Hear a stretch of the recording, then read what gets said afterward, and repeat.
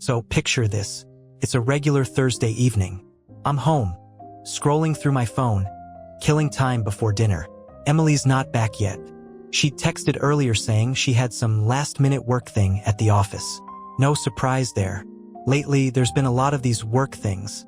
And somehow they always happen in the evenings, always when I'm alone. But whatever, right? I wasn't thinking too much about it. Out of boredom, I get up to start tidying. I'm no neat freak, but her side of the bathroom is a battlefield. Half-empty lotions, makeup scattered everywhere. It's a mess. As I'm organizing her stuff, I knock over a few of her things. And that's when I see it. A packet of birth control pills tucked behind some old shampoo bottles. I'm standing there, staring at the pack like it's an alien artifact. Here's the thing. Emily's been off birth control for a year. She said she wanted to go natural, and I wasn't going to argue. So why the hell are these here? My mind starts racing. I tell myself there's got to be some explanation. Maybe these are old. Maybe she forgot about them. I convince myself it's nothing, but curiosity gets the better of me. I pick up the pack, turn it over, and freeze. The dates on the pills are fresh. Real fresh. As in, she's been taking them recently. At that moment, something inside me shifts. A cold, gnawing feeling creeps into my chest. My heart's pounding, and I don't even know why. It's just a pack of pills, right? But then my brain starts doing this thing where it connects dots I didn't even realize were there. Emily's late nights. The way she's been distant, almost avoiding me. The times she said she was too tired, or stressed, or just not in the mood. I try to brush it off. I tell myself I'm overreacting. But deep down, I already know. This isn't some innocent mix-up. There's no reasonable explanation for why she's hiding this from me. And suddenly, I can't stop thinking about every little detail that hasn't made sense these past few months. I'm still holding the pills when I hear the front door open. Emily's back. My mind's racing, but I don't say anything. Not yet. I need to play this smart, figure out what the hell's going on before I blow up. So, I put the pills back where I found them, force a smile, and go downstairs to greet her like nothing's wrong. But something is wrong, and I'm about to find out just how deep this rabbit hole goes as I head downstairs. I hear Emily bustling in the kitchen, acting like everything's totally normal. She's humming a song, one of those upbeat tunes she plays when she's in a good mood. Her fake good mood. I walk in, and there she is, hair still slightly damp, fresh from a shower. But something's off. She's glowing, almost too much, like she's been having the time of her life, not just wrapping up some boring workday. I lean against the doorway, trying to act casual, but the knot in my stomach is tightening. "How was your day?" Ask. My voice comes out steady, though inside, I'm battling a storm of questions I'm not ready to unleash yet. She doesn't even turn to look at me. "Busy," she says, "slicing vegetables for dinner. Super exhausting. You know how it is." Yeah, I know exactly how it is. I've been living this charade for months, apparently. My eyes are locked on her, watching her every move. Her phone's on the counter, and it keeps buzzing with notifications, one after another, lighting up every few seconds. She doesn't even check it. That's weird for her. Usually, she's glued to that thing like it's an extra limb. I push off the doorway, step closer. "Your phone's been going off nonstop. Something important." She glances at it but shrugs like it's no big deal. "Just work emails, probably. I'll check later." Her voice is light, almost too light.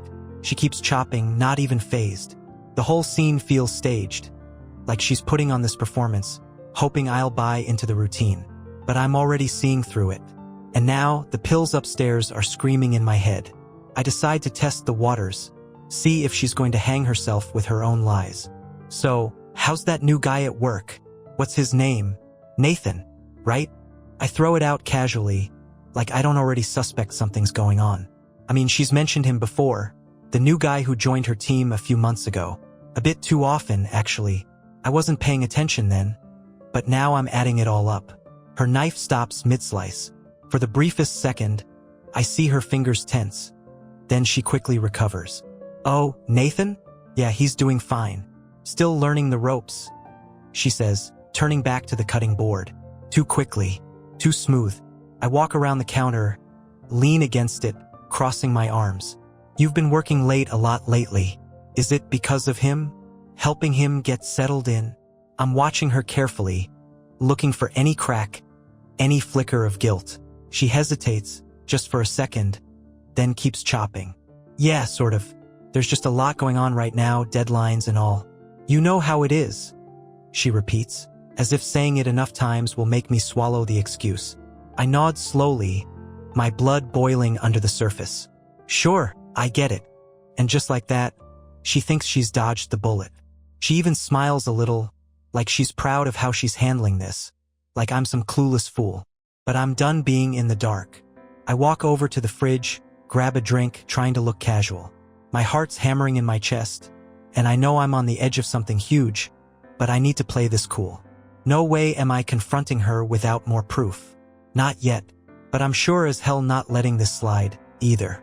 You've got plans tomorrow? I ask, cracking open the can and taking a sip. She doesn't know that I'm plotting.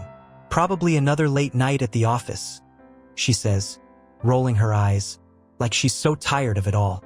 And that's when I decide, tomorrow I'm going to follow her. I'll get my answers one way or another. That night, I barely sleep.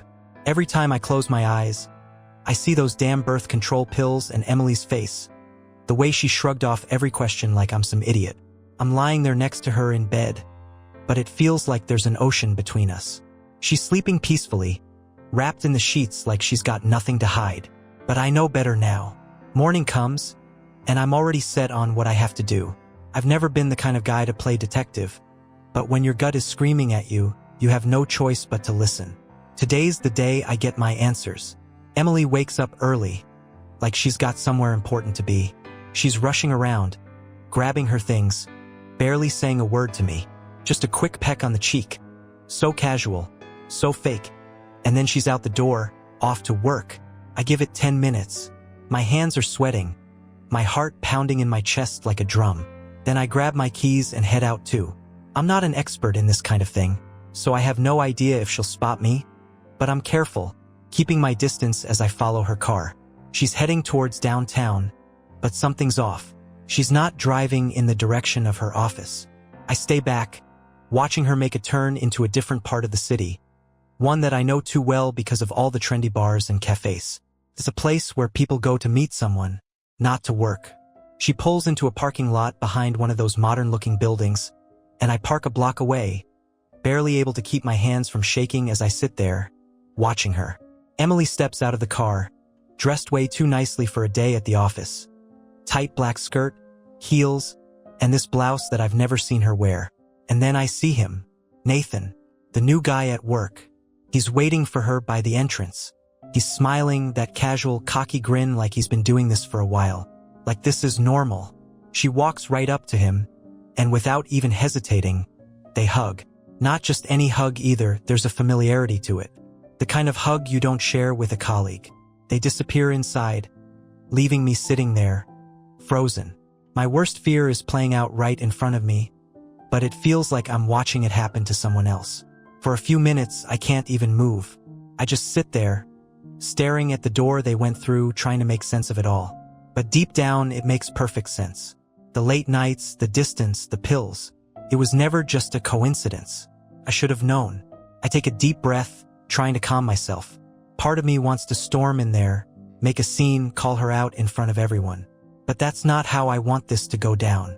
No, I'm going to wait, and I'm going to make sure she can't talk her way out of this one. I grab my phone and snap a few pictures from a distance, just enough to capture the moment, the proof. I wait in the car, eyes glued to the door. Feels like hours, but eventually they come back out. This time, they're laughing, way too comfortable with each other. Nathan walks her to her car, leans in, and whispers something in her ear that makes her giggle. I can't hear it, but I don't need to. The look on her face says it all. This is more than an office fling. Something that's been brewing for a while. She drives off, heading home like nothing happened. And I follow again, my mind racing with 1,000 thoughts. The second she steps through that door tonight, I'll be waiting for her. And this time, there won't be any pretending. Emily has no idea the storm she's walking into. I get home before Emily, my heart pounding with a mixture of fury and cold anticipation. I sit in the living room, lights off, just waiting. It's almost surreal how calm I feel, considering the chaos going on in my head. But I've made up my mind. There's no way out of this for her. Not anymore.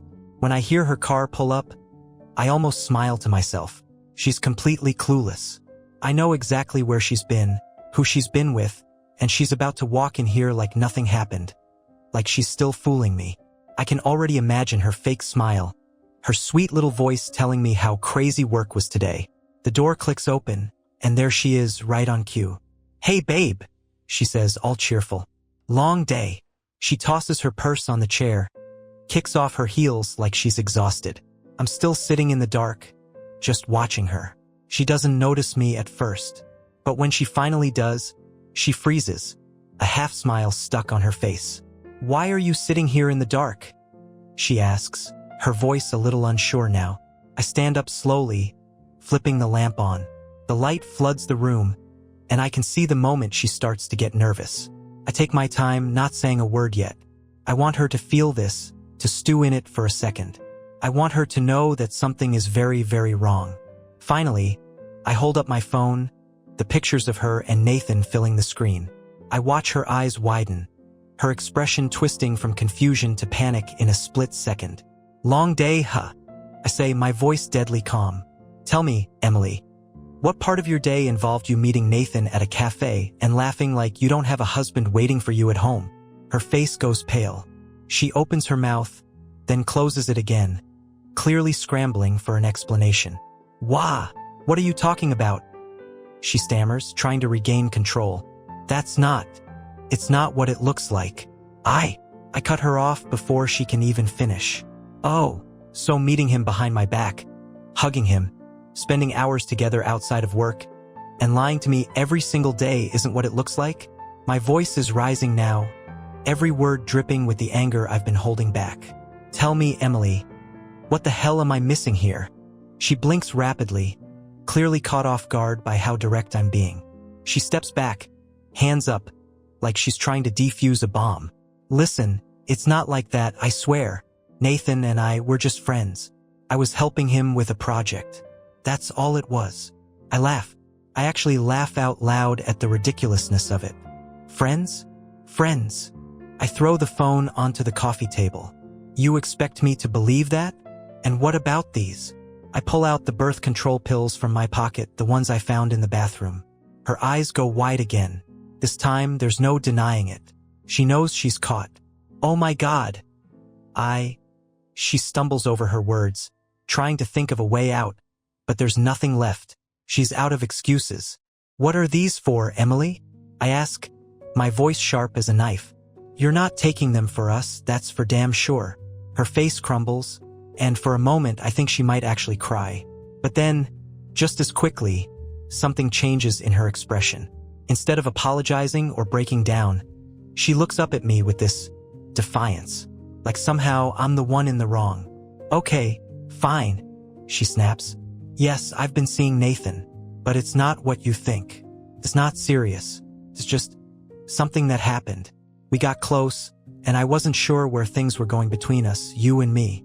I didn't plan for this to happen." I feel the heat rising in my chest. She's standing there actually trying to justify this. I can't believe the audacity. "So what? You're saying you were confused about us?" I can barely keep my voice steady. "You didn't know where things were going? We've been married for 7 years. How much more certainty do you need?" She crosses her arms now, defensive, like somehow I'm being unreasonable. "You don't get it. You've been distant, too. You don't notice when I'm upset or when I need something. Nathan he listened to me. He made me feel appreciated." I can't even respond for a second. The level of manipulation is staggering.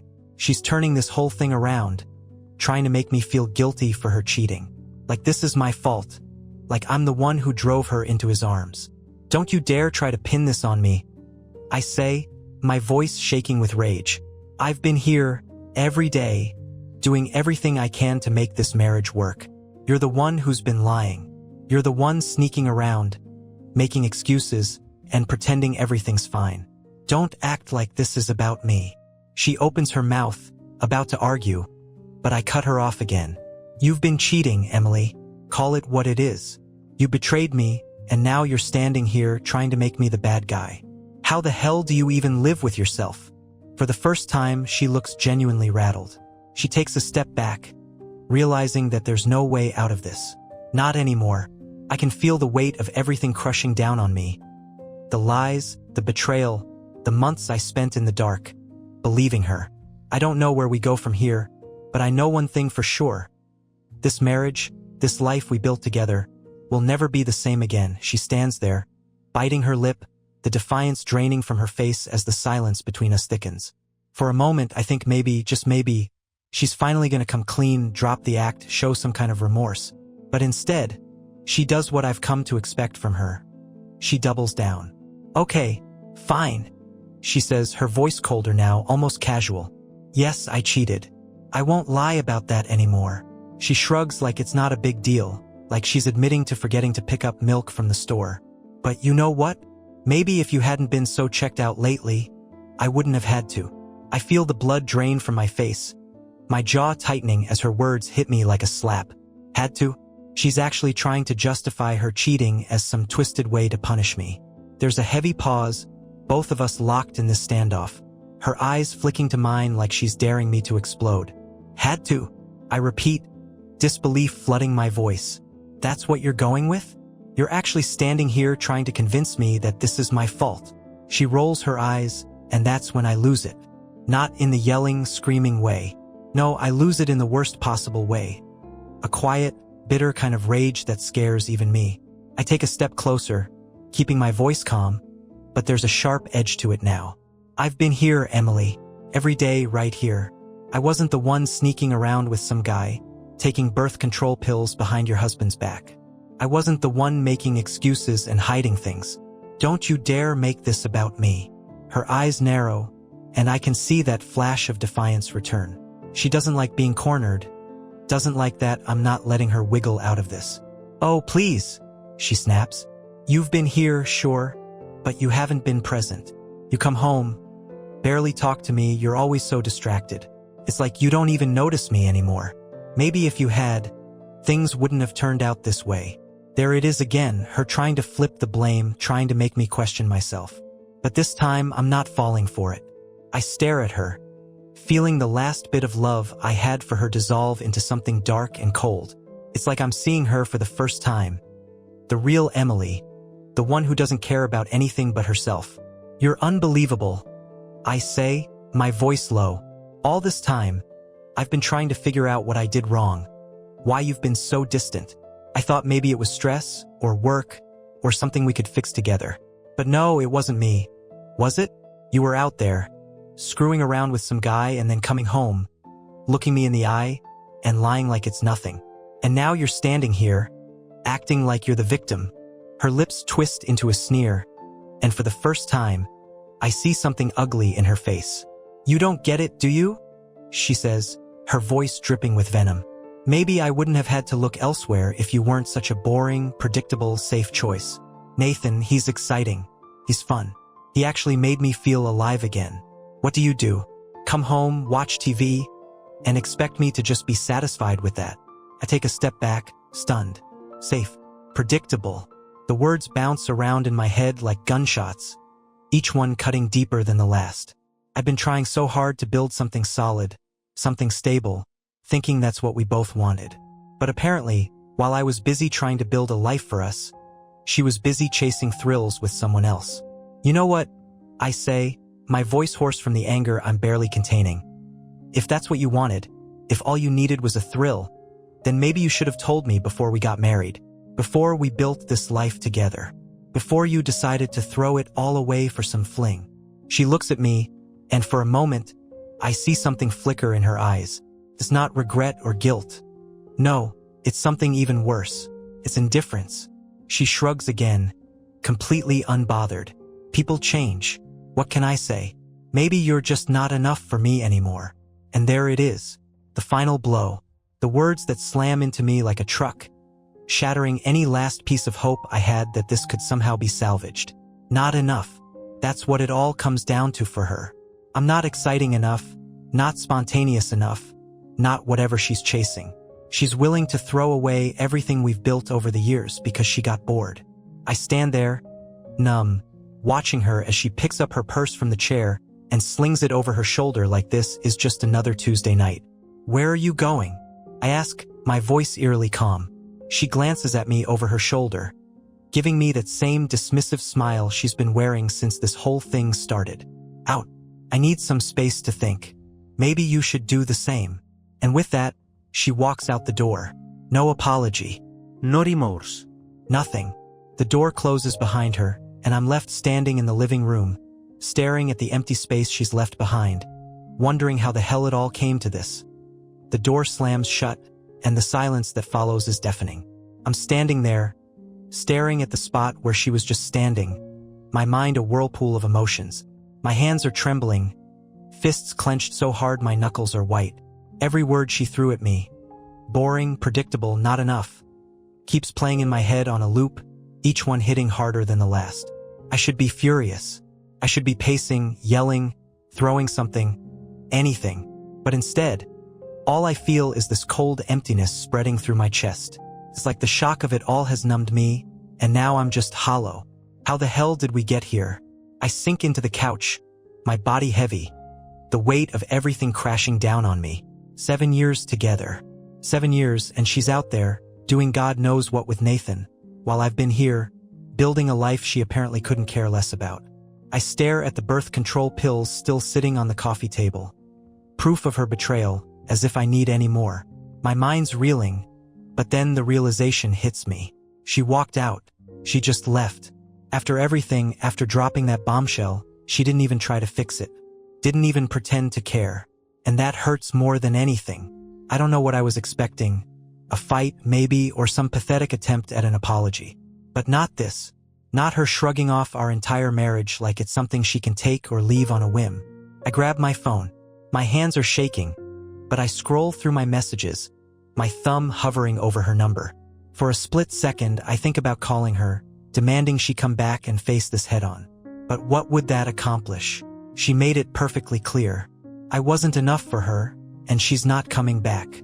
Instead, I do something I never thought I'd do. I scroll to my best friend, Mike's name, and hit dial.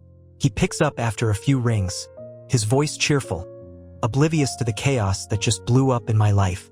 "Yo, man, what's up? Haven't heard from you in a bit." I swallow hard, trying to steady my voice. "Mike, I need to talk. Can you come over?" I can hear the crack in my words, and he picks up on it immediately. "What's going on? You okay?" His tone shifts, concern creeping in. "No, I'm not. Emily. She..."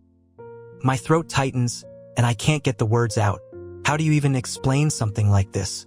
How do you tell your best friend that the woman you thought you'd spend your life with has been screwing someone else behind your back? "I'm on my way," Mike says quickly. No more questions, just the sound of his car keys jingling in the background. "Give me 10 minutes. I hang up and sit there, my mind blank, waiting for him. My thoughts keep swinging between two extremes. One moment, I'm furious, imagining how I could tear into Emily, tell her she's thrown away the best thing she ever had. The next moment, I feel this crushing sadness, this sense of loss that makes it hard to breathe. How could she do this? How could she look me in the eye for all these months, pretending everything was fine while she was out playing house with someone else? True to his word, Mike shows up in less than 10 minutes, letting himself in without knocking, like always.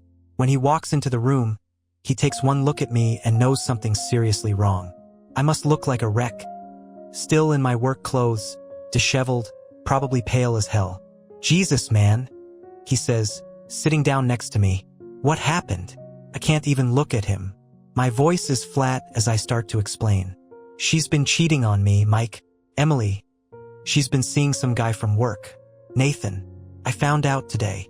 The words feel foreign in my mouth, like I'm saying them for the first time. Mike doesn't say anything at first. He just stares at me, his eyes wide, like he can't believe what he's hearing. Then, slowly, he leans back, running a hand through his hair. "Are you serious? Emily? That's man. I'm so sorry. I didn't see that coming." "Neither did I mutter, my voice thick with bitterness. "I found her birth control pills, and then I followed her today. Saw her with him. They were all over each other, laughing, hugging. She didn't even try to hide it." Mike curses under his breath, shaking his head. That's messed up. That's seriously messed up. Yeah, I say, leaning forward, elbows on my knees, my head hanging low. And the worst part? She didn't even try to deny it. She didn't apologize. She blamed me. She said I wasn't enough for her, that I'm too boring. Can you believe that? 7 years together, and that's how she feels. Mike is silent for a moment, his face tight with anger. Dude, you are not the problem here. Don't let her make you think that. She's the one who screwed up, not you. I nod, but it doesn't feel real yet. Everything's still a blur, like I'm watching this happen to someone else. I don't even know what to do next. I just feel lost. He's quiet for a beat. Then he speaks, his voice firm. You need to make a decision, man. I know this sucks and it's a lot to process, but you can't stay in limbo. You have to decide. Are you going to try and fix this? Or are you going to walk away? The words hit me hard. Fix this? How do you fix something this broken? And walk away? That feels equally impossible. But maybe that's the point. Nothing about this is going to be easy. I stare at the floor, my mind running through every possible outcome, every scenario. But no matter how I twist it, one truth keeps surfacing. Emily isn't the woman I thought she was. She made her choice when she walked out tonight, and maybe it's time I make mine. Mike stays with me for a few hours, but most of the time we're silent. He's never been the type to push me to talk, and honestly, I'm grateful for that. My mind is racing, but I can't seem to land on a single thought for long. The weight of Emily's betrayal is too heavy, suffocating every other feeling. Around midnight, Mike finally stands, clapping a hand on my shoulder. Look, man, I'm here if you need me, but you've got to face this head on. Emily's gonna come back, and you need to figure out what you want. No matter what you decide, you don't deserve this crap. I nod, but it feels robotic. I'm stuck in this limbo between rage and sadness, and I can't even tell what I'm feeling anymore. I watch Mike walk out the door, closing it softly behind him. Then it hits me.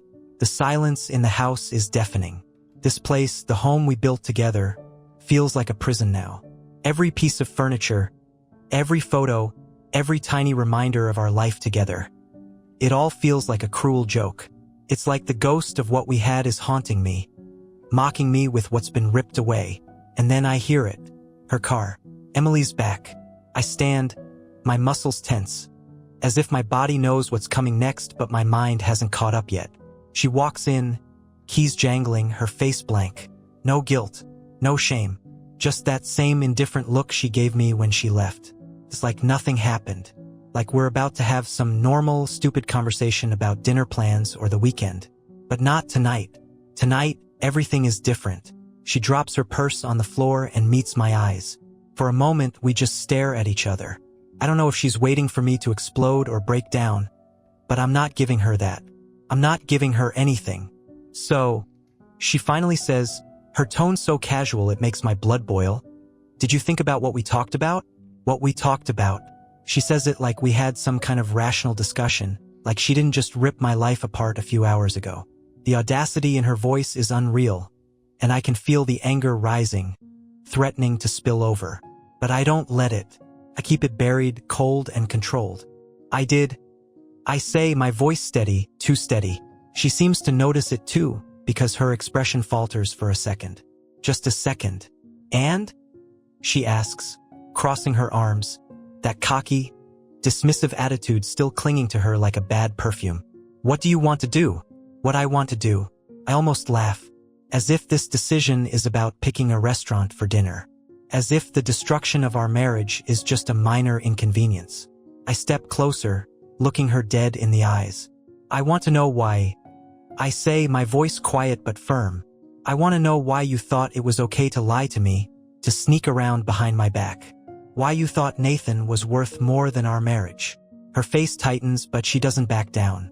I told you already, she says, sighing like I'm exhausting her. I needed more. I needed excitement. You've been checked out, and Nathan, well, he was there when you weren't. Excitement. I repeat, my voice sharper now.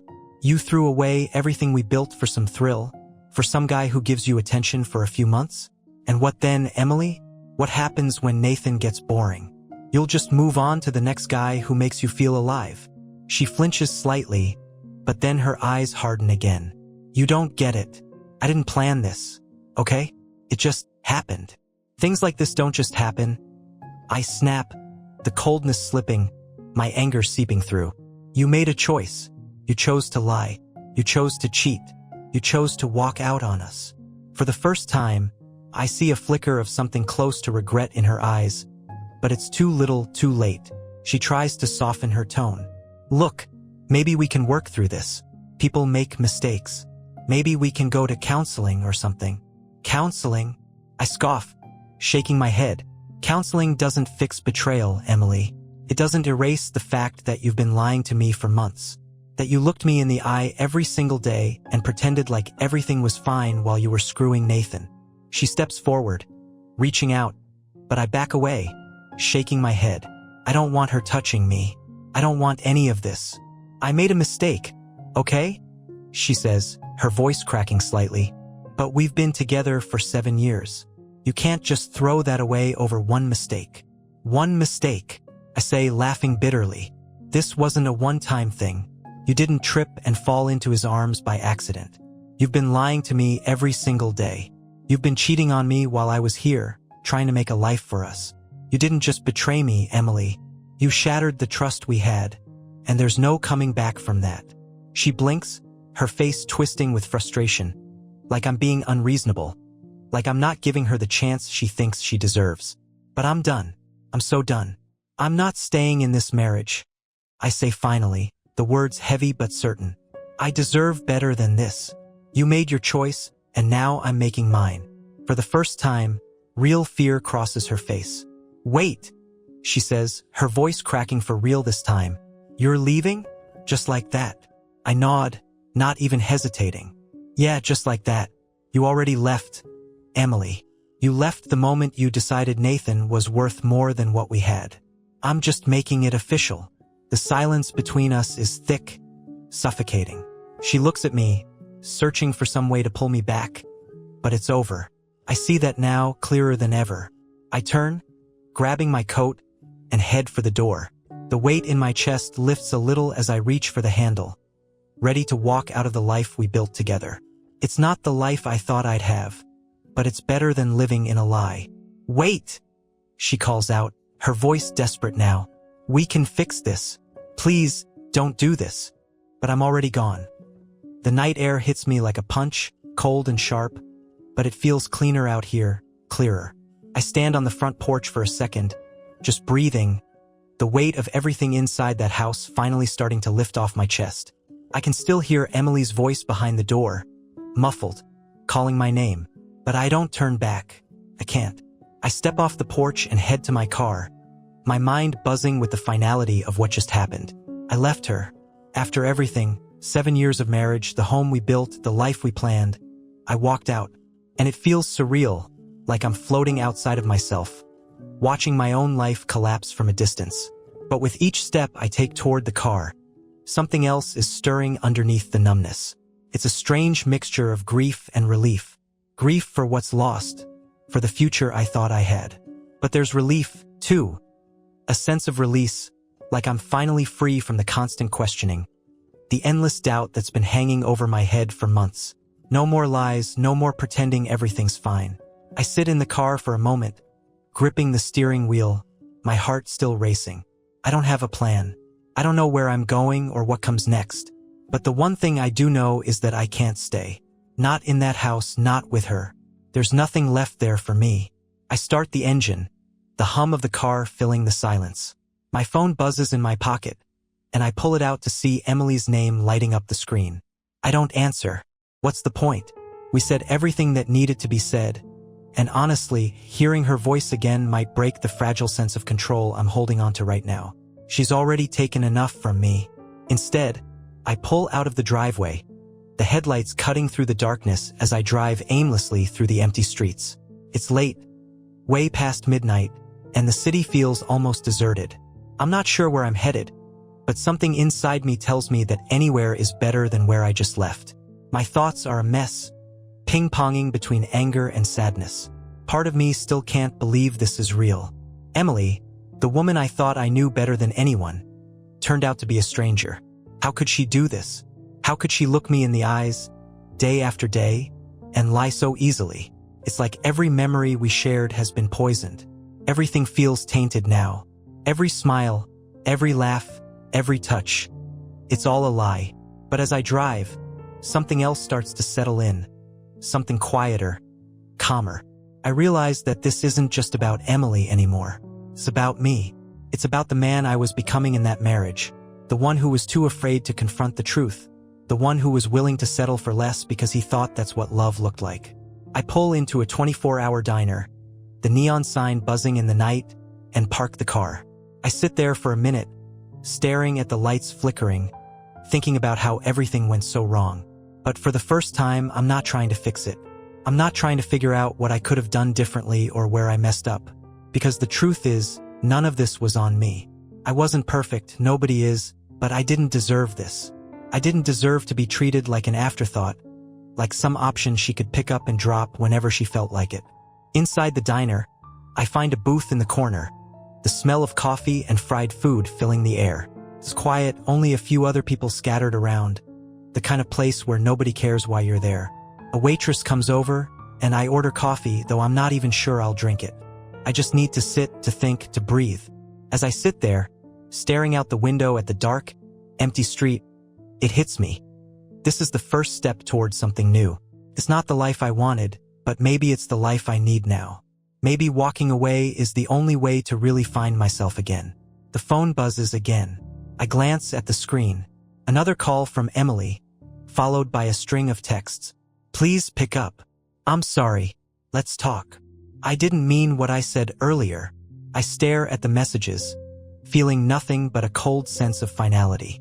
There's nothing left to talk about. Whatever she says now, whatever excuses or apologies she tries to offer, it doesn't matter. I'm done. I block her number.